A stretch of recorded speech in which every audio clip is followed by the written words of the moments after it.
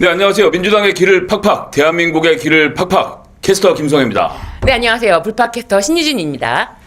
자, 시원하게 때리고 통쾌하게 달려가는 히트앤런 코너, 오늘도 변함없이 한민수 대변인 나오셨습니다. 안녕하세요, 한민수입니다. 아직 대변인 자리를 유지하고 계십니까? 그날 네.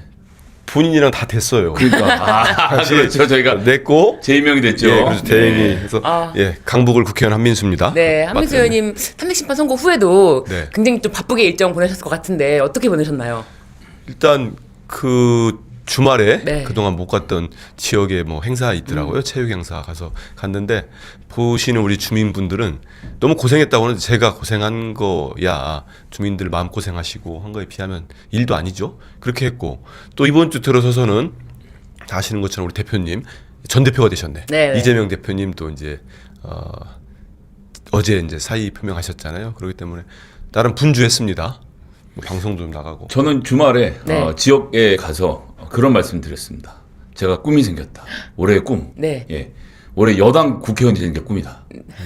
저는 그 꿈을 지난번 그 우리 강화문 집회에서 연단에 올라갈 기회가 네. 있어서 가서 이제 인용되면은 새로운 이재명 대통령 시대를 꿈꾸지 않겠는가 그런 걸 크게 외쳤는데 꿈이 현실이 될 것 같습니다. 아, 예. 곧 이제 다가오고 있는데 그러게 정말 열심히 하죠. 네. 이 바쁜 와중에 또 사람들 밤잠을 설치게 만드는 그러게 인물이 말입니다. 있었습니다. 예. 자, 불팍에서 어제도 이미 다루긴 했었습니다만 네. 한독수 대행 윤석열의 절친이자 46년 직위인 이완규 법제처장을 헌법재판관 후임으로 기습 지명을 했습니다. 이 여파가 좀 계속되고 있는데요. 네. 법사에 직접 출석했는데 어떤 이야기들 했는지 좀 들어보고 오겠습니다. 이완규 처장님, 근데 우리 헌법재판관이 되고 싶으신가요? 박범계 의원님은 저렇게 예, 되고 싶으니까 응했습니다. 왜 되고 싶으십니까? 참 진짜 헌법 질서가 구현되는 일에 일조하고 싶습니다. 본인이 임명되면 헌법 질서가 잘 구현될 수 있다고 믿습니까? 지금 현재? 질타하시는 내용은 알겠습니다만 잘할 수 있다고 생각합니다. 지금 기사 보니까 경찰 수사가 진행 중이고 피의자 신분이다. 예, 그건 맞습니다. 네, 그러면 조사를 해서 만약에 기소가 되면 헌법재판관이 재판받으러 다니는 상황이 될 수도 있는 거잖아요. 그럴 경우 어떻게 하시겠습니까?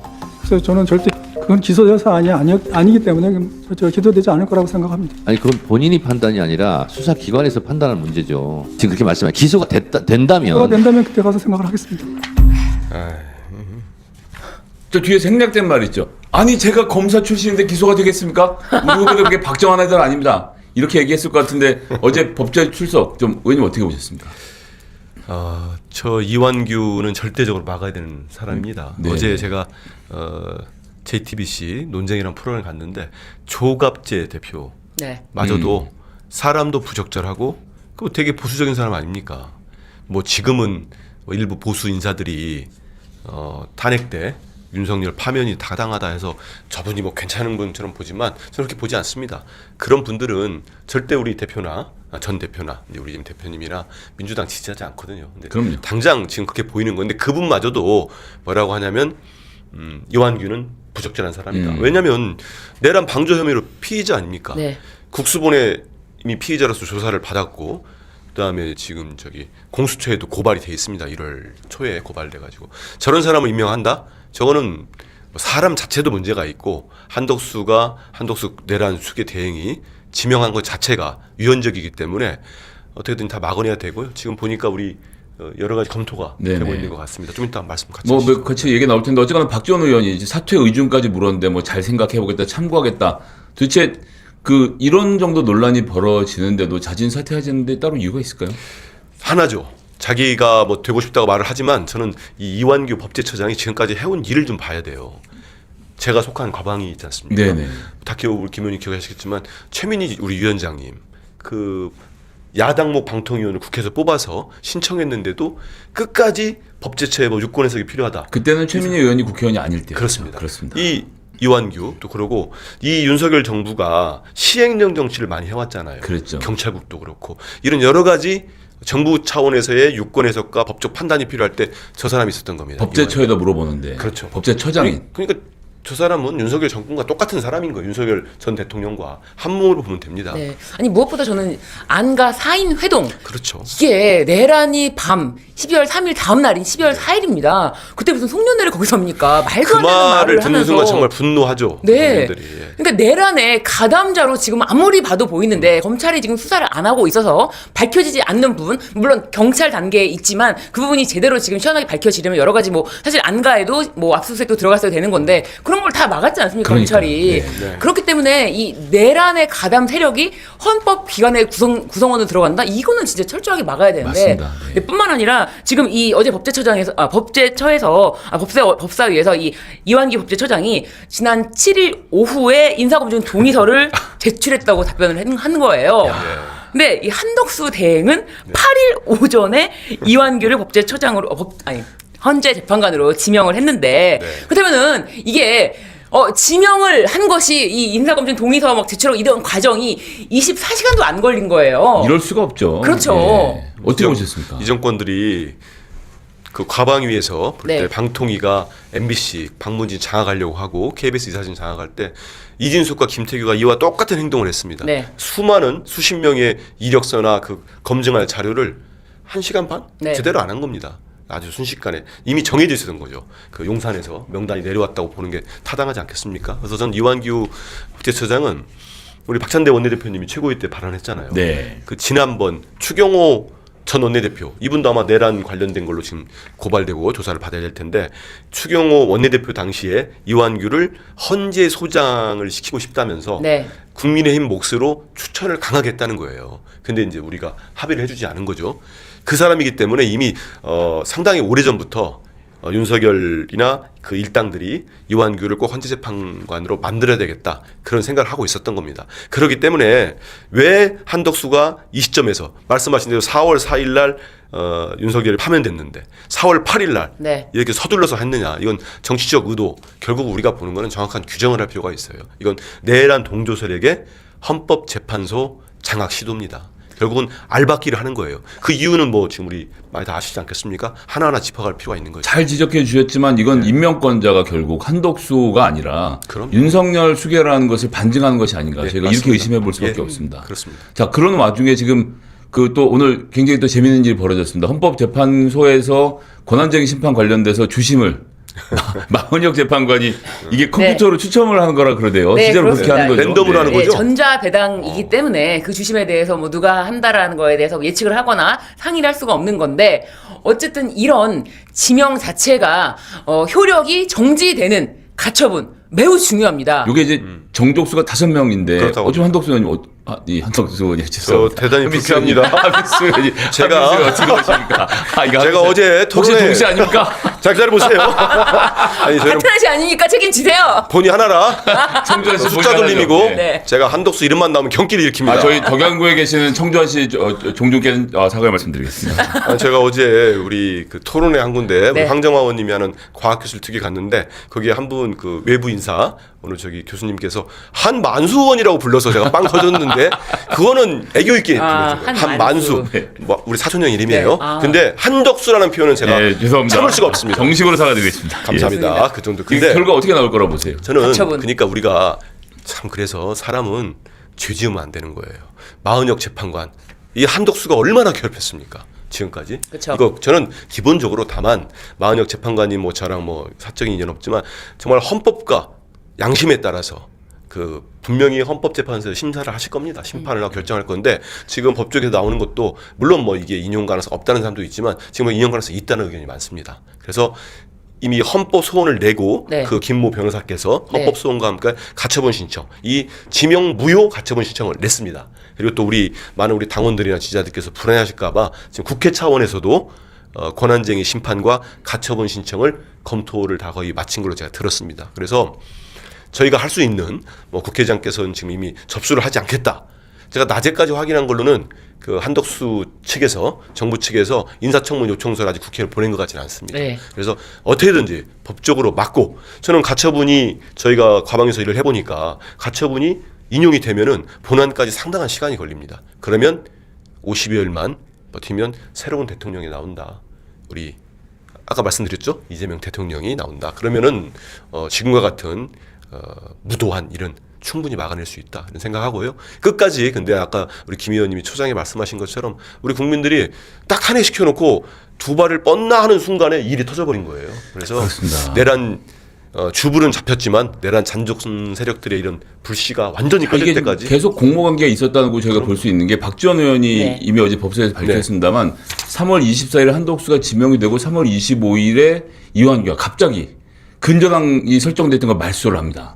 그러니까 이미 언제를 들어서 곧 작전이 개시가 된다는 얘기를 듣고 25일에 말소를 한 것 아니냐는 이 의혹 제기도 굉장히 저는 좀 의미가 있어 보이고. 그렇죠. 그러고 나서 서류를 제출하라고 한 다음에 24시간 만에 전광석화처럼 통과된 건 이 네. 내란 세력의 한 덩어리를 지금 말씀하신 것처럼 잔존 세력과 수괴가 네. 한 몸으로 움직이고 있는 것 아닌가. 저는 좀 이렇게 봐야 될 것 같습니다. 네, 그러니까 내란이 지금 한 몸으로 움직이는 거 있기 때문에 지금 국민들이 불안감이 아직도 조시되지가 않았거든요. 근데 문제는 사실 이게 이제 김종호 변호사님인가요? 이 개인적으로 헌법소원, 그러니까 헌법소원 기존에 냈던 것이 있는데 이 부적당한 이 권한이 없는 자에 의한 헌법 재판을 받으면 안 된다라고 해서 공정한 재판을 받을 권리에 의해서 지금 이 가처분 네. 이 이완규에 대한 지명 무효 예예 처분을 지명에 대해서 무효 효력정지 가처분을 냈는데 그런데 사실은 국회에서도 제가 이제 지난번에 뭐 김한규 의원님 나와서도 그렇지만 국회에서도 어쨌든 이 권한 없는 자의 임명이라는 거, 지명이라는 거,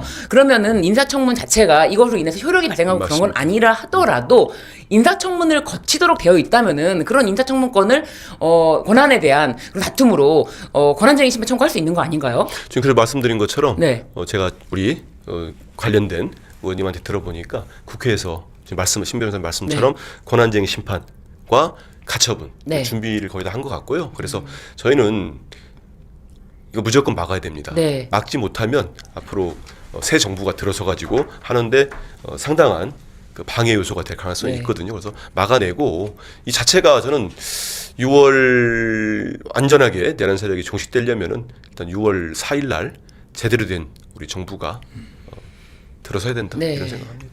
근데 여러 가지 우려가 있는 것 중에 사실 이렇게 두 명이 기습적으로 6월 3일이죠. 예, 6월 3일에 대선이 있고요. 예, 4일 4일 날 딱 되죠. 네. 예. 개표 결과가 나오려면 6월 4일일 것을 가만히 있었습니다. 제가 정확히 얘기했습니다.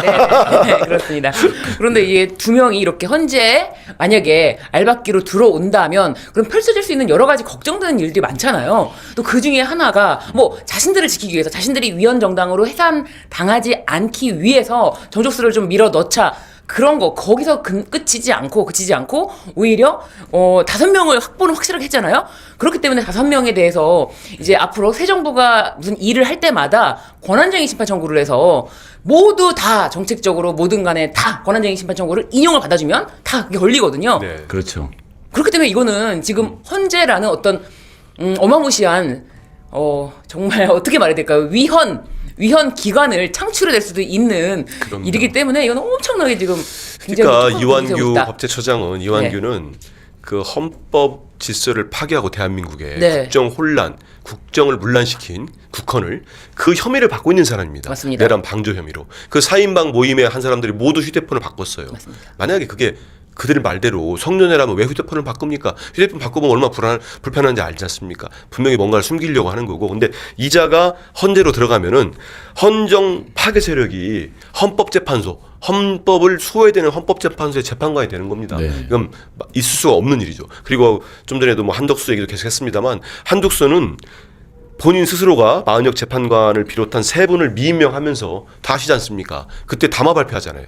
지난해 12월 26일 날 담화를 냅니다. 국민들을 향해서 내면서 이 중대한 대통령의 고유 권한이기 때문에 헌법재판관 임명이 자제하는 것이 우리 헌법과 법률 정신에 입각하는 거다.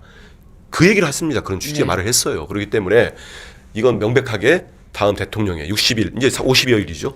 출범할 새 대통령의 고유 권한입니다. 그거를 월권을 한 거예요. 유연적 권한 남용입니다. 그렇기 때문에 이건 명백히 한덕수는 탄핵 사유도 되고 지역가가 되는 거죠. 네, 한덕수 지금 탄핵 사유 된다라고 말씀하셨는데 지금 어쨌든 이렇게 기습 지명으로 인해서 다시 그 탄핵론이 제기되었는데 그런데 어제 민주당 이제 초선 의원 모임인 더민초에서 긴급 기자회견을 열고 한덕수 대행과 최상목 부총리, 심우정 검찰총장 3명에 대해서 탄핵 추진을 경고하는 성명서를 발표하셨잖아요. 네. 어떤 내용인지 소개를 좀 해주시죠. 예. 우리 더민초 이제 운영위원회 네. 일동으로 냈지요. 그래서 가장 큰 거는 한덕수 내란 수괴 대행이 우리 지금까지 말씀 나눈 그 이완규하고 함상훈 그렇습니다. 부장판사죠. 두 사람에 대한 헌재 재판관 지명을 철회해라.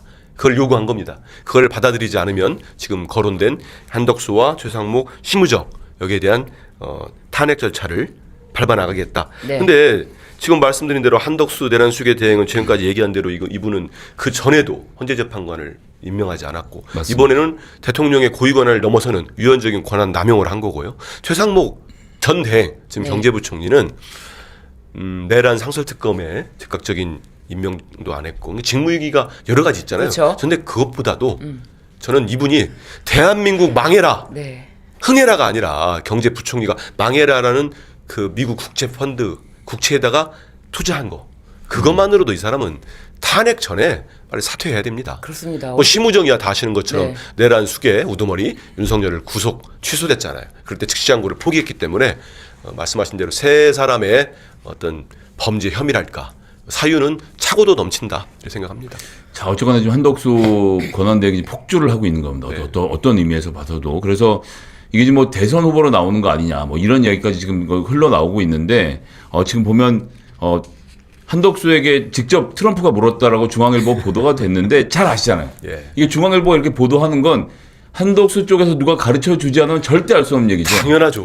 이게 국가 정상과 한쪽은 권한대행 간의 통화이면 국가 기밀에 가까운 얘기인데 예. 이런 얘기가 나왔다는 것 자체는 어떤 의미에서는 안에서 흘렸다고밖에 볼 수 없는데 그럼 본인은 지금 심장이 얼랑얼랑 뛰고 있는 거 아닌가요? 어떻게 보세요? 저 그 기사를 보면서 제가 어느 방에 공유를 하면서 텔방에다 가면서 저급한 언플이다. 언론 프레이를 했다.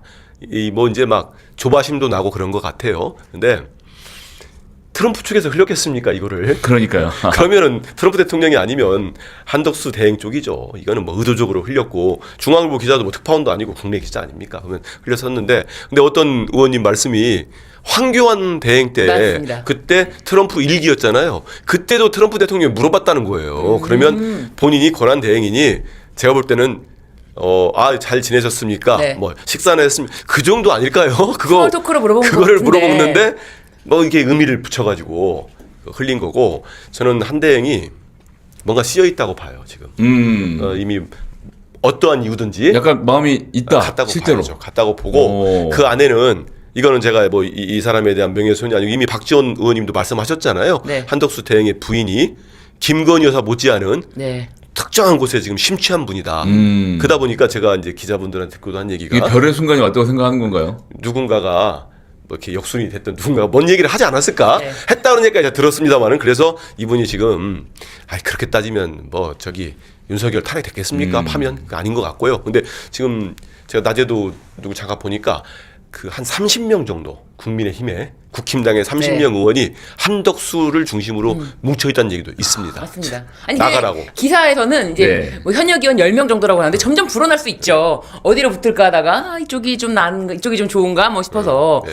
진짜 그런데 또 되게 황당한 거는 네. 이게 국힘당 경선으로 나오려면은 4월 15일까지는 그만두고 네, 나오셔야 등록해야죠. 된다라고 하는데 경선도 하실 필요 없습니다. 경선도 하실 필요 없고 그대로. 5월 4일까지 무소속으로 나오시면 나오시기만 하면 5월 4일까지 그래서 무소속으로 나오면은 국힘당 이렇게 우리 모아서. 선출된 거랑 해서 같이 모아서 바로 그런 모실 시나리오를 수 좀 있다. 쓰는 것 같아요. 네네네. 쓰는데 시나리오 두 개로 나뉘어 있더라고요. 그러니까요. 근데 네. 그 당내 경선은 이미 그 황우리인가요? 그 저기 네. 선관위원장이 꽃가마 태워주는 일 없다 했기 때문에 한덕수 대행이 15일까지 등록을 하지 않으면은 당내 경선은 안 되는 거고요. 그쵸. 당연히 들어갈 생각이 태워주려고 그렇죠. 네네. 없을 것 같아요. 무소속으로 밖에 있으면서 나와도 그냥 그렇죠. 단가. 있다가 이쪽이 되면 근데 저는 그러면 그 저기 대구에서 상경한 분 그런 분들이 가만히 있겠습니까? 그래서 지금 그런 분들 저런 분들 한 분이 아니지 않습니까? 예. 지금 뭐 커뮤니티나 트위터 반응에서는 이제 프로듀스 101이라고 많은 다양한 사람들이 나와가지고 101명이 나와가지고 뭐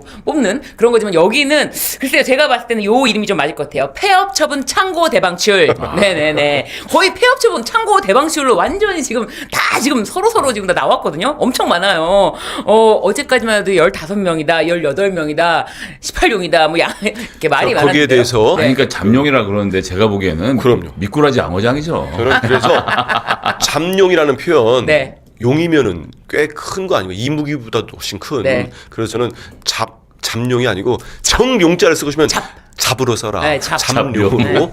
그게 그리고 미꾸라지. 자기들 내년 지방선거 앞두고 지자체장들 그리고 제가 오늘 코웃음을 친 게 일부 국힘당 소속 지자체장들이 누가 물어봤습니까? 출마하는지 안 하는지 네. 누가 물었어요? 불출마 선언을 하고 있어요. 나서가지고 네. 이분들이 역시 망하는 집안에는 하는 일마다 그 망조든 일만 합니다. 그래서 국힘당은 이제 간판 날릴 일이 얼마 안 남은 것 같아요. 야, 진짜 이게 창고 대방출에 또 나선 인물이 오늘만 해도 이제 나경원 의원 그리고 양양자 전 의원, 네네 이렇게 창고 대방출 네네. 미꾸라지 세력에 합류하겠다라고 밝혔어요. 그런데 최근에 이게 걱정인가 봐요. 술을 한 잔도 안 마시면 걱정이 되는 인물이 있습니다. 술을 한 잔도 안 마셔서 걱정이 됩니다. 요즘에 어떻게 이렇게 술 한 잔도 안 하십니까? 라고 하는데요. 네. 파면 후 6일이 지난 지금까지 용산 관저를 지금 무단 점거하고 그럼요. 있는 윤석열의 이야기입니다. 이제는 예. 술을 안 마시면 사람들이 무슨 일이야? 무슨 일이야? 걱정이 될 정도라고 하는데요. 그 이게- 술 안 먹는다는 얘기를 흘린 거죠. 누구 통해서. 그렇죠. 그거 이철우. 믿깁니까 그거? 이철우. 저렇게 그 윤석열이 어떻게 술 먹는지에 네. 대해서는 뭐 언론계도 다 알잖아요. 네네. 저는 언론인들도 그런 거 알면서 지금까지 기사 안 썼던 거 그거는 책임이 있다고 봐요. 저도 언론 출신이지만 네. 그리고 참모들 옆에 있던 사람들 지금까지 윤석열 지키겠다고 했던 국힘당의 수많은 의원들 지자체장들 딱 탄핵되자마자 정말 하루 이틀 안 돼가지고 다 입장 다 바꿨잖아요. 180도 바꾼 거 아닙니까? 근데 그래서 저는 이번에 듣고 와가지고 한 얘기 네. 글쎄 과연 윤석열 전 대통령이 전 대통령이라고 부를 때 예. 확실하게 불러줍니다. 전 대통령이 그렇죠. 그 술을 안 먹었다는 얘기 자체를 사실 믿기지는 않습니다. 일단 그거부터가 그거부터 저는 믿을 잘 수가 안 믿겨요. 없다. 예. 네네. 그렇죠. 왜냐하면 윤석열 전 대통령이 심심치 않게 요즘 술을 안 먹고 있다라는 보도가 나와요. 그러니까 그 보도를 하는 날짜를 제하면 나머지는 전부를 마셨다는 얘기밖에 안 되는 거라 사실 뭐 전 의미가 참 없다고 보여지고요. 근데 저는 네. 그 이제 이렇게 말씀하시는 것 중에 지난 영상에 보니까 이제 대선 후보 시절에도 이렇게 소주를 따르면서 이건 뭐 소화제지 뭐. 이건 뭐 소화제지 뭐라고 하는데 뭐 지금 소화제 안 먹게 있겠어요. 정말 지긋지긋한 예, 진짜. 술 안 먹어. 그럴 거예요. 술 안 먹어. 그래서 본인이 술 안 먹는 이유가 뭐 주변 사람한테 배신을 당했다라고 하는데 이게 말이 됩니까? 이게 이 정도 배신을 당했다 이런 이야기를 주워 듣고 나와가지고 다시 흘리는 이 자체가 이게 아이러니고 완전 이게 코미디라고 생각이 들 정도입니다. 아니 내란을 저질러 놓고 그럼요. 이게 좀 자기 사과를 해야 될 일이지 남한테 맞습니다. 배신감 찾을 때는 아니지 근데 않습니까? 말 들어보면은 정말 뭐 화가 나잖아요. 네. 이번에도 이철웅 지사인가요? 누굴 통해서 이철웅. 뭐 네. 청년을 걱정하고 있고 그들이 이게 본인이 선동했던 사람들 네. 사죄를 해야죠. 이제는 내 선동에서 깨어나서 이럴 때 계몽이라고 하든지요. 차라리 깨어나라. 난 나쁜 놈이고 정말 나는 더 이상 가치가 없는 사람이니까 네. 날 뭐 하겠다 하지 마시고 다 생업으로 돌아가시고 본인 때문에 지금 구속된 젊은이들이 한두 명입니까? 그 사죄부터 해야죠. 그리고 지금 심지어 이제 그 관저에 들어가는 그 식료품 차량 있지 않습니까? 그게 너무 많이 들어가는 거예요. 이게 보통의 식사량이 아닌 거예요. 그러니까 여기서 만찬을 하고 있는 것이 아니냐. 그러니까요. 예, 그리고 지금 여기 드나드는 사람이 한두 명이 아닙니다. 그 지금 말씀하니까 이철우뿐만 네. 그때 그 계엄 그 탄핵 탄핵 계엄, 소추안 하고 계엄하고 계엄 장어. 직후에 장어 150kg. 장어 몇 톤 들어간 거죠? 150kg. 150kg 입니까? 네네. 톤으로 말씀하시네. 그거를 0.15톤. 0.1톤 그 어떻게 됐나? 150kg이면 한 사람이 1kg 먹어도 150명이 그렇죠. 그러니까요. 그래서 다른 얘기들이 나오는 거 아닙니까? 네. 또 사람이 그러니까 먹었겠느냐? 네. 지금도 뭐 이철우 경기지사뿐만 아니라 전한길 그리고 윤상현 의원 이렇게 다 들어가서 거기서 뭘 하고 있는지 완전 거기서 만찬을 하고 있지 않는 한 저 정도로 음식물 식료품 차가 들어갈 수가 없다. 맞습니다. 그럼 이제 보도까지 빨리 나왔습니다. 방을 빼야죠. 네. 그 염치도 없이. 방을 빼야 되는데 지금 이제 뭐 최근에 여론조사 한번 좀 보고 말씀드렸으면 좋겠는데 오늘 발표된 NBS 여론조사 결과 보니까 국민의힘이 파면된 윤석열 전 대통령을 출당시켜야 된다는 의견 이게 지금 무려 50%가 나왔다는 거예요. 네. 그러면 사실 국민의힘이 지금 할 일은 그럼요. 대국민 사과하고 예. 윤석열 출당시키고 그리고 지난번 구로구청장 때처럼 처럼. 본인들 예. 책임졌으니까 대선 후보를 내지 않는다. 이 정도는 해야 그럼요. 정당으로서 겨우겨우 명맥을 유지할 수 있는 거 아닙니까? 맞습니다. 제가 지난번 이 출당 때도- 문제 어떻게 생각하세요? 당연히 해야죠. 저는 1호 당원이라고 자기들이 그렇게 떠받들고 있지 않았습니까? 그래서 저는 못할 거라고 봅니다. 왜냐하면 당장 출마하겠다는 사람, 나경원 의원도 본인 가가지고 네. 뭐 티타임 했다고 무슨 얘기 들었겠습니까? 가서 또 뭐 서로 그러고 왔지. 이철우 지사도 출마한다는 사람이 저러지. 근데 저 사람들이 나와가지고 그 출당을 누군가 주장한다고 해서 그걸 동의하겠습니까? 저는 결국은 저 국힘당은 윤석열과 함께 침몰할 수밖에 없다. 그게 그 답일 거라고 봐요. 이번에 대선에 처참하게 깨지고 그러면 이제 간판 내리고 다음에 이 상태로 내년 6월 지방선거 어떻게 치릅니까? 아니, 우리가 안타까울 일은 아니지만. 아예 안타까우면 근데 안 됩니다. 이게 아무리 그래도 대한민국에 세금을 받는 공당이 이런 범죄자를 감싸고 도는 건 이건 진짜 어떻게 선을 끊어야 되는 게 아닌가. 어떻게 그 안에서 제대로 된 목소리가 한 명 안 나오는지. 그만큼 이제 한 명 있죠. 김상욱 의원. 네. 김상욱 의원이고 네. 또 가끔 조경태 의원도 오른말 할 때가 가끔? 좀 있습니다. 네네네, 그렇죠. 그리고 이번에 보니까 한 5천억 원 가까이가 이번 대통령 그 조기 대선 때문에 네. 보궐선거 때문에 들어갑니다. 맞습니다. 그래서 이만한 양심이라도 있으면 저들은 저렇게 할 수 없는 겁니다. 우리 무죄로 나온 우리 대표님 건 가지고 얼마나 우리를 그렇게 핍박했습니까? 공격하고. 저는 국힘당은 결국은 파면도 그랬지만 우리들이 이런 목소리들이 국민들의 행동으로 저는 입증. 저는 그래서 이번 대선 기간에 말이에요. 지난번 대선 기준으로 하면 500억 정도의 비용을 네. 국민의힘이 지들 후보라고 세워놓고 윤석열 잘못 없다 이러고 다니면서 500억을 펑펑 쓴 다음에 또 나라 돈으로. 15% 넘으면 선관위로부터 비용 보전을 다 받을 거 생각하면 최소한의 도리는 해라. 이게 무리한 요구는 아니라고 생각합니다. 그럼요. 예, 뭐 그런 정도 하고 그 말 들으면은 예. 국힘당이 아니죠. 네. 예, 그리고 뭐 안 들으니까 이번 선거에서 질 수밖에 없는 거고 그래서 저는 여당 국회의원의 꿈을 이루게 되지 않을까라는 말씀을 네. 일단 그러니까 예, 우리가 선거가 시작되지 않았으니까 야당 이 정도 국회를 하겠습니다. 우리는 그러니까요. 1년도 예. 안 된 것 같아요. 그러니까요. 예. 좋은 시절이 빨리 왔으면 좋겠고요. 예. 아마 어제 또 살짝 말씀드리긴 했는데 윤석열 전 대통령 부부 공천 개입 의혹과 관련돼서 구속 수사를 했던 명태균 씨 그리고 김영선 전 의원이 보석이 됐습니다. 네. 이거 좀 이 소식 듣고 어떻게 보셨는지. 그 명태균 씨가 그런 얘기를 했어요. 보니까 2월 20일 입장문을 냅니다. 네. 시골에서는 돼지를 잔치날 잡는다. 조기 대선 확정되면 오세훈 홍준표를 사기 정치자금법 위반으로 고소하겠다. 이런 입장을 냈습니다. 그런 상황에서 아무래도 명 씨가 감옥에 구치소에 있는 거하고 보석으로 몸이 풀려나는 건 전 큰 차이가 있다고 봐요. 네. 나와서 뭐 여러 가지 생각도 하고 연락도 할 거고 하면은 이제 명 씨로 인해서 잡히는 돼지가 상당히 나오지 않겠나 이런 생각을 합니다. 하고 이건 이제 EJ라고 하는 건가요? 저희들이야 뭐 정도를 걷는 정당이기 때문에 이런 걸로 뭐 좋아하진 않습니다. 근데 아시죠? 네. 다음 주 17일 날 본회의가 있습니다. 그때 저희들이 8개의 법안을 그 무도한 대행들이 그 거부권을 형성한 네. 법을 쓰는데 그중에 2가지 법을 좀 우리가 주목할 필요가 있어요. 중요한 법은 상법도 있습니다. 많죠. 제가 발의한 방통위 설치법도 있어요. 그 법도 오고 있어요. 정말 나쁜 제법도 지금 폐기되게 생겼습니다. 네. 그러고 있는데 아니, 방송법도 될 겁니다. 돼야죠. 예. 근데 예, 그럼요. 저는 그 중에서 2가지 법이 뭐가 있냐면 내란 특검법과 명태균 특검법이 있습니다. 지금 저들이 지금 사실상의 대선 레이스가 시작이 됐잖아요. 후보 등록이 15일에 끝나기도 하지 않습니까? 그렇죠. 그러면 그게 재의결에서 우리 당이 똘똘 뭉치고 야권이 다 뭉치기 때문에 저는 통과될 수도 있다. 그러면은 급속히 와야 될 것이다. 네. 명태균 특검법으로 인해서 이득을 보는 국민의힘의 일부 정치 세력이 있을 것이다. 있지요 지금 이런 예상이신 있지요. 거죠? 예, 있지요. 예, 저희가 이제 앞으로 어떻게 될지 한번 지켜보면서 그럼요. 또 예. 다음 주에 또 이야기를 또 이어가도록 하겠습니다. 오늘 한민수 네. 의원님. 뭐 그만 가라는 얘기죠? 예, 그렇습니다. 네. 저희가 칼같이 시간을 맞춰서 진행해서 시간을 맞추는 게 사명이기 때문에요. 예. 예, 오늘 말씀 잘 들었고요. 다음 주에 또 뵙도록 하겠습니다. 고맙습니다. 히트앤런 너무 훌륭한 우리 네. 한민수 타자님 아이고, 물러가시고요. 알겠습니다. 예, 감사합니다. 저희는 2부에서 돌아오겠습니다. 김건희의 영부인 방탄복은 정말 두꺼웠던 것 같습니다.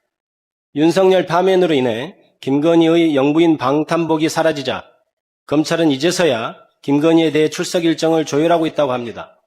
절대 권력자가 그 의혹과 증거를 아무리 억누르려 해도 마음대로 되지 않는 게 세상 일입니다. 그러나 세상이 다 아는 권력자의 범죄에 대해 한 발, 두 발, 세 발 늦었던 것은 늘 검찰이었습니다. 이미 김건희가 공천 개입에 가담했다는 정황과 증거는 수사와 각종 보도를 통해 수차례 확인된 바 있습니다. 명태균 씨와 친밀한 관계를 유지하고 있다는 녹음 파일도 공개되었습니다. 검찰 입장에서 이보다 더 범죄 혐의를 입증하기 쉬운 사건이 있을까요? 지난주 대법원에서는 도이치모터스 주가 조작 사건에 돈을 댄 전주들이 유죄 확정 판결을 받았습니다. 특히 유죄가 확정된 손모 씨의 주가 조작 방식은 김건희가 한 행동과 복사해서 붙인 것처럼 똑같습니다. 주가 조작 주범 모두가 유죄 확정 판결을 받았는데 김건희만 쏙 빠졌습니다. 이것이 옳다고 생각할 국민은 아무도 없을 것입니다. 검찰에 대해 마지막으로 경고합니다. 검찰이 낳고 검찰이 호위하였던 내란 우두머리 피고인 윤석열과 김건희에 대하여 한 줌 의혹 없이 철저히 수사하기 바랍니다. 그리고 국민이 납득할 수 있는 결과를 내놓기 바랍니다. 그렇지 않으면 검찰의 존재 이유는 더 이상 없을 것입니다. 우리 윤석열의 비리 끝까지 파헤쳐야 됩니다. 그래서 새로운 코너를 마련해 봤습니다. 꼬리에 꼬리를 무는 윤석열 비리, 줄여서 불파 꼬꼬비. 오늘 첫 번째 타자 박상혁 의원님 모셨습니다. 안녕하십니까? 예, 안녕하세요. 경기도 김포울의 박상혁 의원입니다. 예, 오늘 처음 나오셨으니까 소개를 좀 길게 해주시면 제가 옆에다가 이제 후원 자막을 같이 집어넣도록 하겠습니다. 아주 굉장히 좋은 시스템을 마련했네요. 저는 경기도 김포를 지역구로 두고 있고요. 현재는 국회 정무위원회에서 활동하고 있습니다. 조선 때는 4년간 국토위원회에서 있었는데 그때는 이 불팍은 아니었지만 제가 그 당시에 이 디지털 사무부총장이었어요. 하면서 그때 양평고속도로 관련되어서 그때 저하고 이소영 의원, 그다음에 한준호 의원 이렇게 트리오로 굉장히 좀 화력을 아주 그냥 뿜뿜 했던 시절이 있었습니다. 그때는 정말 그때가 제일 재밌었는데 그때도 이런 게 있었으면 훨씬 더 많이 나왔을 것 같습니다. 네, 제가 이제 뭐 만들어서 계속 진행할 거니까요. 네. 일단 박상혁 의원님을 소개할 수 있는 아주 재밌는 별명. 네, 맞아요. 재밌는 별명이 있으시더라고요. 그래서 어떤 별명인지 영상으로 만나보시죠. 누굴 뽑을까요? 후보님 MBTI 알려주세요. 나 모르는데? 한 번도 안 해봤어요. 진짜 충격적입니다. 자기소개 10초 해주세요. 예, 김포의 이서진이고 김포가 진짜 필요로 하는 사람 박상혁입니다. 네, 10초 끝났습니다. 민주당 압승하고 본인 떨어지기 vs 민주당이고 뭐고 본인부터 당선되기. 둘 다. 난 둘 둘 다. 다. 하나만 골라. 민주당도 살고 박상혁도 살아야 합니다. 정말 힘드네. 박상혁으로 삼행시. 박식하지는 않고 그러나 상식이 있고 혁혁하게 민주당을 빛낼 사람 박상혁. 김포를 한 단어로. 전통과 젊음이 있는 멋진 도시. 더 크는 김포 박상혁이 책임지겠습니다. 저희 델리민주 상관이시잖아요. 밥 좀 사주세요. 예스. 원하시지 않는 것 같아요. 박상혁. 영상 너무 재밌게 편집했는데. 근데 지금 보니까 저 때는 살이 많이 쪘네요. 제가 최근에 저 때보다는 좀 살이 많이 빠진 것 같아요. 12.3이 계엄이 불러일으킨 긍정적인 효과라고 저는 생각합니다. 근데 김포 이서진 이 별명 누가 지어준 건가요? 제가 지은 건 당연히 아니고요. 우리 다행이네요. 동네 주민들이 제 뽀샵한 사진을 보고 약간 뭐 눈매가 네. 그럴 수 있다라는 얘기를 듣고서 한번 했는데 제 바람과 목표는 저게 좀 돌고 돌아가지고 이서진 씨한테 귀에 들어가서 네. 좀 쓸데없는 얘기 하지 말라고 이런 얘기가 저한테 오는 건데 아직 이서진 씨한테 안 간 걸로 봐서는 제가 그만큼 유명하지 않다는 뜻으로 이해하고 있습니다. 제작진의 평가로는 이서진 씨보다는 나영석 PD로 나영석 더 빨리 더 떴을 텐데 하는 그런 말이 있네요. 김성애 의원님이 워낙 또 유명하시니까 좀 많이 좀 알려주십시오. 의원님, 그런데 아까 전에 방송에 나왔는데 그래도 방송 작가진들한테 밥 사셨습니까? 판다고 그랬는데 이 사람들이 깠어요. 그렇군요. 예. 바로 약속 잡아서 실행하도록 네. 하겠습니다. 바로 연락 주십시오. 해주실 거죠? 네, 예, 당연하죠. 감사합니다. 자, 윤석열 파면 이후에 윤석열이 사실상 자신들의 측근들을 공직에 임명하면서 지금 소위 말하는 알박기를 하고 있습니다. 이완규 법제처장 헌법재판관 임명도 결국 알박기 일환이라고 보는데 윤석열 후보 시절에 했던 얘기 한번 좀 일단 듣고 와볼까요? 제가 집권하면 그냥 놓겠습니다. 여기에다가 사장 누구 지명하고 이렇게 안 하고요. 언론 이쪽에 오랫동안 일하셨던 분, 또 가장 그야말로 존경받는 분, 그런 분 어디 위원회 구성해서 그런 분을 누가 봐도 어떻게 보면 제 얼굴이나 똑같은 거죠. KBS 사장을 누구를 시키느냐? 뭐 캠프에서 일하던 사람을 시킨다. 저 그런 거 안 할 겁니다. 언론계에서 가장 존경받고 유능하다고 하는 분, 그 분을 딱 올려놓고 알아서 하십시오. 이렇게 하는 것이 지금 제일 우선이 아닌가. 야, 저 정도면 메스로드 사기치기 아닙니까? 정말 대단하네요. 어떻게 보셨습니까? 지금 저기서 예로 든 데가 KBS죠. 네. 그러니까 작은 파우치팩. 다 아, 기억나시지 않습니까? 네. 그러니까 워낙 지금 그 박장범. 계엄 이후로 너무 많은 일들이 있어서 예전에 있던 좀 굉장히 중요한 일들이 많이 잊혀지는 것들이 있어요. 근데 이런 인사 문제와 관련된 것들이 대부분 더 그런 얘기인데 저 윤석열 씨가 저렇게 확 내려놓겠다. 그리고 윤석열 하면 본인이 했던 가장 그러니까 민주당과 그 야권에 대해서 비난했던 게 뭐냐면 카르텔이라고 했어요. 우리를. 맞습니다. 그런데 이제 좀 이따 제가 얘기 드리겠지만 그 윤석열의 지난 3년이 정말 윤석열식 카르텔 인사가 어떤 것이었는지 한번 제가 오늘 뭐 자세히 좀 한번 좀 말씀 좀 드리겠습니다. 네, 지금 한 언론사에서 내란 사태 이후에도 윤석열의 공공기관 인사 알박기가 계속되고 있다는 보도가 나왔는데요. 12.3 내란 사태 이후 윤석열 정부가 공공기관에 심어놓은 알박기 인사가 100명이 넘었다고 합니다. 아, 이 정도 100명이 넘은 정도면은 어마어마하네요. 예. 무슨 막 낙하산 전 부대가 내려온 건가요? 근데 기사를 읽어보면은 윤석열 정부가 임명한 공공기관 장의 절반 가까이가 지난 총선 이후에 선임이 됐고, 그리고 12.3 비상계엄 선포 이후 새로 공공기관에 부임한 인사도 무려 34명에 이르고요. 그리고 불법 계엄 이후 임명 혹은 공모 중인 인사만 해도 20개 부처 기관에 걸쳐 100명이 넘는다고 합니다. 거기서 야. 중요한 지점이 뭐냐면 네. 작년에 그러니까 총선 전후로 이미 공석이 된 자리가 많았습니다. 그런데 보통 우리가 공모를 하게 되면 2개월에서 3개월 정도 절차와 시간이 필요해요. 네. 근데 인사를 안 하는 거예요. 왜냐? 그 당시에 자기들이 맞아요. 챙겨야 될 사람들 또는 낙선한 사람들 뭐 또는 그 용화대에서 가야 될 네. 사람들 이런 사람들을 위해서 비워놨다가 지금 언론 보도처럼 뒤에 다 낙하산 부대를 집중적으로 투하하고 있고 심지어 이제 내란 사태 이후에도 아주 그냥 네. 낙하산의 속도와 양이 엄청난 그 벌어진 낙하산 거죠. 물량, 그 명단을 저희가 영상으로 짧게 만들어봤습니다. 한번 보여주시죠. 네. 야, 봐봐.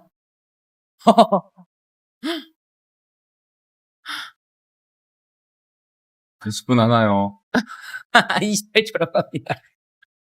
아, 진짜 야. 이 정도면은 뭡니까? 야, 야, 뻔뻔하기가 진짜 끝이 없구나, 진짜 끝이 없어. 저기 낙하산에도 다 규칙과 네. 다 질서가 있습니다. 아, 그렇습니까? 아시는 것처럼 전 의원은 사장급이고 네. 비상임 이사는 또 뭐 구의 보시면 것처럼 뭐 구의회 의원이라든지 이런 사람들 딱 또 지역에서 챙길 사람들이 가르고 있습니다. 제가 딱 보니까 다 나름의 질서를 가지고 또 네. 낙하산을 투여하고 있더라고요. 야, 정말 와.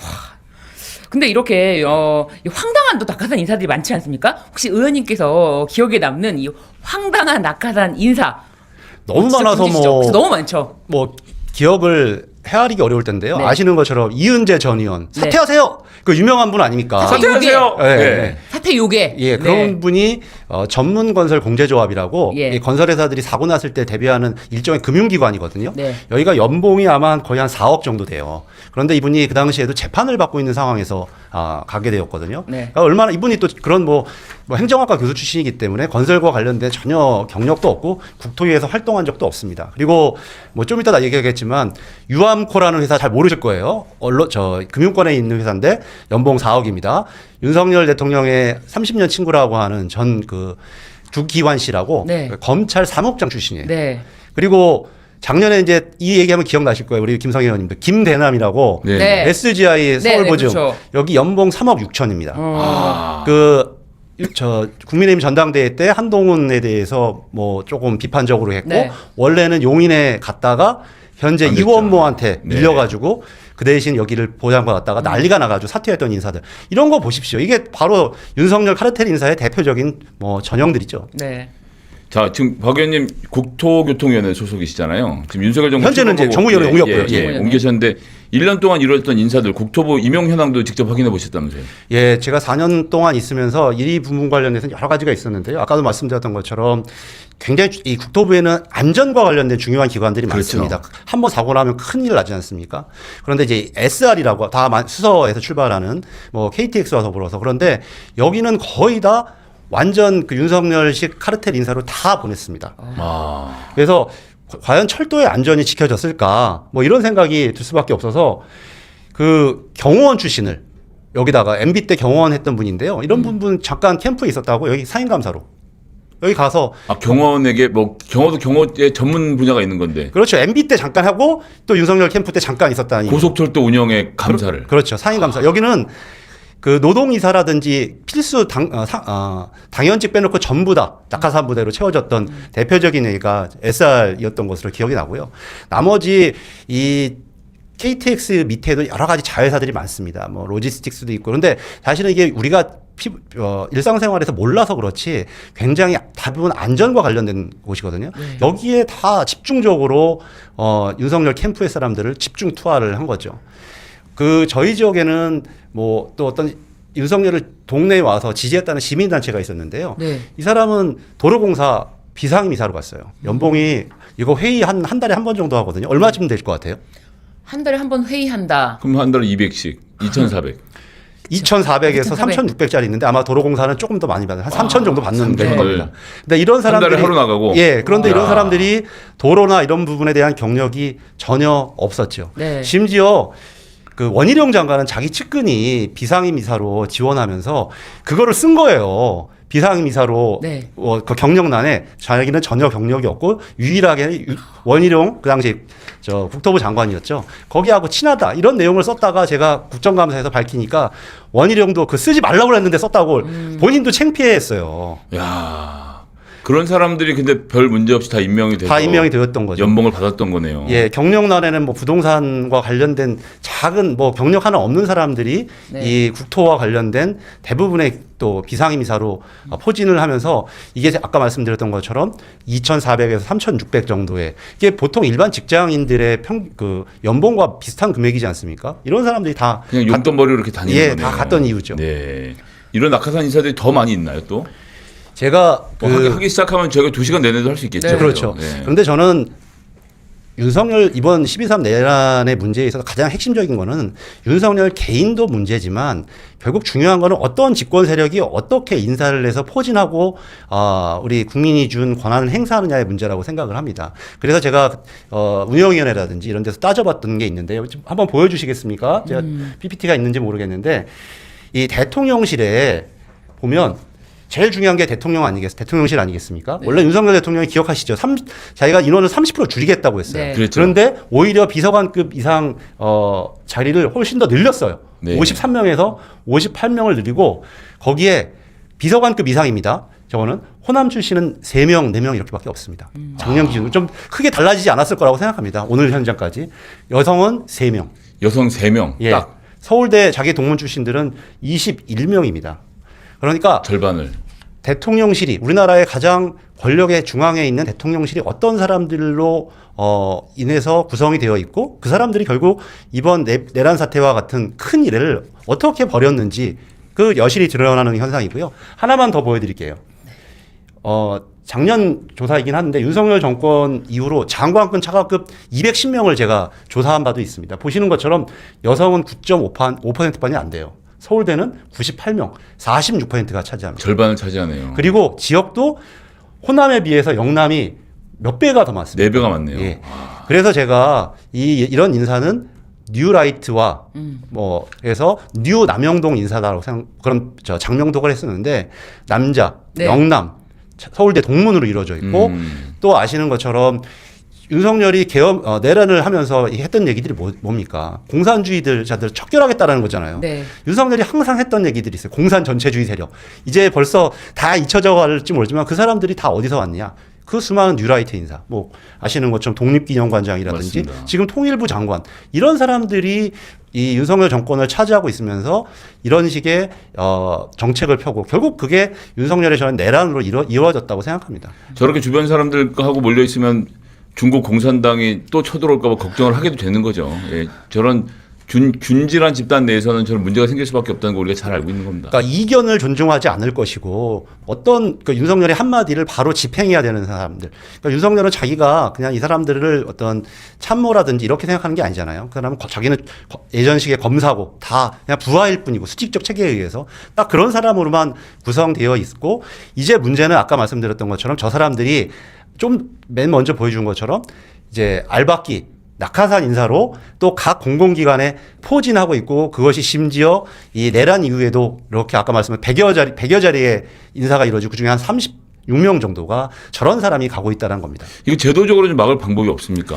저는 제일 중요한 거는 결국 대통령과 이런 공공기관장의 인사가 같이 국정 철학을 하는 사람들로 이루어져야 된다고 생각해요. 그래서 현재 제가 공운법이라고 공공기관 운영에 관한 운영에 관한 법을 개정 발의도 했었는데 제가 청와대에서 저도 이 부분 관련된 일을 하면서 가장 그러니까 청와대에서 어려운 인사 인사수석실에 담당하셨죠? 있었죠. 예. 그래서 이 부분이 계속적으로 나중에 또 정부가 바뀌게 되면 또 알박기가 있고 이거 관련된 여러 가지 또 물갈이 뭐 이런 부분들로 소모적인 논쟁으로 이어지지 않겠습니까? 저는 이번 대통령 선거 전이라도 이 법을 개정해서 대통령과 이 공공기관장의 인사를 그러니까 임기를 맞추고 임기를 맞춘다. 그럼 예. 대통령 네. 임기가 끝나면 공공기관도 같이 끝내는 네. 건가요? 그러니까 알박기는 불가능하게 되는 거죠. 미국도 이른바 저 플럼북이라고 해서 그렇게 연관제를 맞춰가지고 하죠. 네. 그렇게 맞춰가지고 진행하게 되지 않겠습니까? 그리고 저는 바람직스러운 건 뭐냐면 이제는 대부분의 좋은 공공기관에 좋은 인재들이 많기 때문에 그 기관에 좋은 사람들로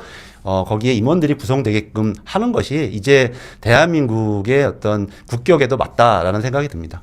뭐 어쨌든 이 국정을 운영하면서 대통령이 자기와 국정 철학을 같이 하는 사람들로 인사 조치를 하는 건 너무 당연한 일인데 지금 방금 보여주셨던 것처럼 영남 편중이라든지 남성 편중, 동문 편중 이런 식으로 그냥 가족들끼리 짬짬이하는 형태로 우리가 막지 않은 말씀이고. 그게 이른바 카르텔 인사죠. 예, 네. 그리고 이제 임기 같은 경우도 이게 사실 뭐 저희들끼리 하는 얘기지만 대통령 임기는 5년인데 공공기관 3년이니까 이게 안 맞으면서 계속 그 문제가 됐던 것을 한번 고쳐보자라고 제안 주신 건데. 결국 이런 네. 알박기 지금 낙하산 인사들이 새로운 정부가 출범해도 그것을 방해하고 국정을 제대로 협조하지 않을 거라고 생각되는 게여서 결국 내란의 종식이라는 게 단순간에 윤석열의 파면뿐만 아니라 이런 뿌리 깊은 알박기 인사에도 저는 나타난다고 생각합니다. 저희 맞습니다, 진짜. 예 이어서 그 비리 얘기 아까 전에 했던 우리 꼬꼬비니까 비리 얘기 중에 삼부토건 얘기를 좀 이어가 봤으면 좋겠는데요. 가장 큰 제일 크죠. 네, 삼부토건 주가 조작 지금 뭐가 나올 듯 말 듯 나올 듯 말 듯 결국 이현복도 인정을 하는 지경까지 갔는데 삼부토건 얘기는 뭐 저희 불팍에서 자주 해오기도 했습니다만 어쨌든 박 의원님 지금 보시기에는 윤석열, 김건희 일가 삼부토건 주가 조작을 하는데 국가 단위 동원이 있었다. 이런 말씀 좀 주시는 것 같은데요. 지금 그 PPT에 나와 있는데요. 네. 저는 아시는 것처럼 그 이복현한테 저희가 정무위에서 물었을 때 아직은 뭐 김건희 여사나 원희룡 장관한테 드러나지 여기까지는 확대되지 않았다 이렇게 네. 얘기를 했었습니다. 그러니까 당연하죠. 그 사람들이 그 계좌로 받았겠습니까? 그런 일들이 만약에 그럼요. 있다고 한다면. 그런데 문제의 핵심은 뭐냐면 이런 지금 보시는 것처럼 이게 2023년도 5월부터 7월까지 삼부토건의 주가 상황인데요. 1,000원도 하지 않았던 1,000원 정도 했던 주가가 갑자기 2달 만에 5배가 넘게 뛰었습니다. 아시죠? 네. 삼부토건 이번에 상장 폐지되는 거. 네, 상패. 그러니까 그만큼 실체가 없는 회사거든요. 근데 저기서 보이는 것처럼 5월 달에 갑자기 우크라이나 대통령 부인이 우리나라에 와서 김건희 여사를 접견하고 그 이후에 삼부토건이 우크라이나 재건 포럼에 폴란드에서 열렸었는데 참석을 네. 하고 또 그 밖에 우리 삼부토건 관계자들이 국토부 차관을 별로 실체도 없는 회사 사람이 차관을 만난다든지 그리고 이후에 다시 윤석열 대통령이 나토 회의 때 가가지고 우크라이나 사람들을 만나게 됩니다. 그런데 여기서 저는 주목해야 되는 게 뭐라고 생각하냐면 결국 일정입니다. 즉 대통령이라든지 네. 국토부 장관의 일정을 누군가 챙기고 있는 거예요. 그래서 그 일정을 사전에 안다는 그렇죠. 말씀이신 그렇기 거죠? 때문에 저런 현상을 벌어지는 거죠. 그러니까 국가기관의 총동원이라는 게 단순히 저렇게 뭐 여러 부분에 있어서 국토부라든지 여러 관계자들이 나타나는 것뿐만 아니라 저런 것들을 미리 알고서 기획을 한다고 저는 생각을 합니다. 그래서 아시는 것처럼 대통령의 또는 장관의 행사 일정 하나하나가 굉장히 보안 사항이고 그렇죠. 그로 인해서 일정과 메시지가 시장에 줄 수 있는 영향력이 굉장히 중요하기 때문에 항상 조심스러워하고 여러 번 특히 대통령실에 있는 사람들은 체크를 하는 거거든요. 그런데 저걸 누가 사전에 기획을 해서 알고 있다. 그러면 어떻게 하겠습니까? 움직여야 될 방향과 내용이 알고 그 앞에 나와 있는 것처럼 내일 3부 체크하고 네. 이런 것들이 먼저 이 사람들이 기획을 하고 있고 결국 이런 일정들 속에서 움직이게 되는 거죠. 저는 국가기관의 총동원이라는 게 단순히 이 사람들이 우연의 일치가 아니라 저런 것을 아는 기획자 몇 명, 예를 들어서 이런 사람들 주가 조작을 지난번에도 도이치모터스 사건에 나왔던 분이 또 지금 연루된 부분 아니겠습니까? 이런 사람들이 이른바 선수를 뛰면서 기획하고 이런 것들을 만들어냈다. 저는 그렇게 심증을 갖고 있습니다. 근데 이제 그래프를 다시 보시면 이 기간 전체가요. 2달이 조금 넘는 거예요. 3달이 안 돼요. 그런 기간 동안 1,000원에서 시작해서 5,500원까지 상한가로 올라갔다는 건 5배 반. 1억을 투자하면 5억이고 네. 될 것 같아서 100억을 투자하면 500억을 버는 돈 놓고 돈 먹기죠. 돈 놓고 돈 먹긴 거예요. 여기에 정보기관이 동원됐다라고 하면 이건 정말 심각한 문제 아니겠습니까? 근데 저는 왜 이거에 주목하냐면 정부기관에 있는 사람들은 알지 못해요. 저기에 있는 무슨 관계자들이 이거를 알고서 모의하거나 그렇진 않잖아요. 그런데 그 몇 사람들이 그런 정보, 일정과 내용을 알게 되면 그렇게 기획을 하게 되는 거죠. 예를 들어서 어떤 국토부의 공무원이 우리가 주가를 조작하기 위해서 저런 포럼에 참석해야 돼요. MOU에 이러진 않을 거란 말이죠. 그렇죠. 그런데 그 정점에 있는 몇 사람들이 그런 일정을 알게 된다면 그 주가 조작 세력과 연계해서 그런 기획을 마련할 수밖에 없는 거죠. 그럼에도 불구하고 단순히 그런 일정의 정보만 빼돌려가지고 이런 기획을 했다고 보기에는 뭔가 좀 더 적극적으로 저는 이 권력형 이건 범죄다라는 생각이 좀 들거든요. 근데 그것은 왜냐하면 내용적으로 그렇죠. 네, 왜냐하면 내용적으로. 갑자기 MOU를 체결한다거나 별 실체도 없는 삼부토건이 국토부 차관과 면담을 하거나 그리고 계속 윤석열 대통령은 우크라이나 재건 사업에 참여하겠다라고 하는 이런 메시지를 낸다라는 것. 이런 것이 큰 기획과 일정 이런 속에서 저는 이루어진 것. 그래서 국가공원이 총동원된 이 사건이라고 보는 거죠. 그래서 지금 금감원에서도 얘기하기로 한 100억 정도의 차익이 있었다 지금 얘기한 거 아니겠습니까? 네, 100억 이상 뭔가 더 크지 않을까 저는 생각이 드는데 이거 실체를 밝히기 위해서 좀 더 국민들이 집중해서 기억해야 될 건 뭐 이런 게 있을까요? 저는 이게 작년 벌써 9월에 이 금감원으로 넘어갔습니다. 네. 그런데 벌써 6개월이 한 7개월이 넘도록 이 부분을 뭉개고 있는 거거든요. 결국 금감원은 제가 생각하기에는 이것을 잘 밝힐 의지도 없고 역량도 없다고 생각해요. 예를 들어서 금감원이 강제조사권이 없습니다.